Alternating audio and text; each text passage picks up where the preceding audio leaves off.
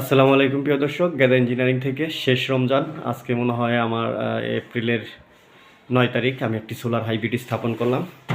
Solar hybrid বলতে আমার এই একটা হলো সোলার ইনভার্টার, এটা হলো 3 kVA 24 ভোল্ট সিস্টেম। এখানে হলো 16টা ফ্যান, একটা ফ্রিজ, একটা সাবমার্সিবল মোটর এবং 15টা লাইট ওনারা চালাবে। আমার কাজ কমপ্লিট হয়নি, তার মধ্যে আমি এই ভিডিওটি করলাম।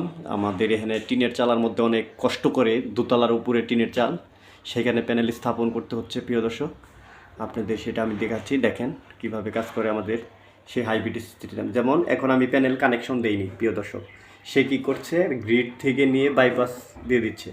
এখন যদি আমি এই এই আপনার ওই মেল লাইন অফ করে দিই, মেল লাইন, এটা হলো মেল লাইনের আপনার সার্কিট ব্রেকার, আমি যদি এটা অফ করে দিই, দেখেন সেক্ষেত্রে কিন্তু অলরেডি ব্যাটারিতে গিয়ে নিয়ে নিচ্ছে। যেমন ব্যাটারির সিঙ্গেলগুলো আসছে এখন।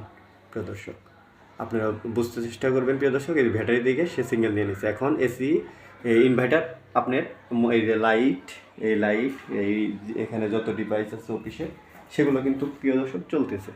যেমন আমি এখানে বজ্র নির্ধারকের জন্য দুইটাই এই এইটটি ফিউজগুলো ব্যবহার করেছি প্রিয় দর্শক। আর আমি সবসময় বলে থাকি ভালো ব্যাটারির সাথে থাকতে প্রিয় দর্শক। আমাদের সেই উন্নত মানের ব্যাটারি রহিমা প্রোজের টল টিউবলার ব্যাটারি, এরই 30 মাসের গ্যারান্টি এবং ডিপ সাইকেল। আপনারা যদি হাইব্রিড প্রযুক্তি করেন তাহলে আপনারা টল টিউবলার ব্যাটারি ব্যবহার করবেন। টল টিউবলার ব্যাটারি দীর্ঘস্থায়ী, অনেক দিন টিকসই এবং খুব ভালো মানের ব্যাটারি। এই ব্যাটারিগুলো অনেক ভালো মানের ব্যাটারি। ফ্ল্যাট ব্যাটারি কেউ ইউজ করবেন না এই হাইব্রিড সিস্টেমে। ফ্ল্যাট ব্যাটারিগুলো আপনার 2 থেকে 3 বছর লাস্টিং করে প্রিয় দর্শক।